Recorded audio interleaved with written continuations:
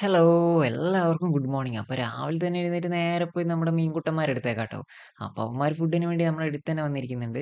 അപ്പൊ ഗപ്പീന്ന് കണ്ടോണ്ട് ഇത് ഗപ്പി ഫുഡാന്ന് ആരും കരുതണ്ട ട്ടോ. നമ്മൾ ഡിസ്കസിന് കൊടുക്കുന്ന ടെട്രാ ബൈറ്റ്സ് ആണ് എല്ലാത്തിനും കൊടുക്കുക. അപ്പൊ ഇവന്മാർക്ക് അത്യാവശ്യം നല്ല ക്വാളിറ്റിയുള്ള ഫുഡ് കൊടുത്തില്ലേ ശരിയാവില്ല ട്ടോ. അങ്ങനെ അത് കഴിഞ്ഞ് നേരെ പോയി നമ്മളെ ഡയറി എടുത്തിട്ടോ. അപ്പൊ ഇന്നത്തെ വർക്ക് ഷെഡ്യൂൾ എന്തൊക്കെയൊക്കെയാന്ന് തലേ ദിവസം അതല്ലെങ്കിൽ 2 ദിവസം മുന്നേ ഞാൻ എഴുതി വെക്കാറുണ്ട്. അപ്പൊ അതൊക്കെ നോക്കിയിട്ട് നമ്മളെ അടുത്ത പരിപാടിയുള്ളൂ.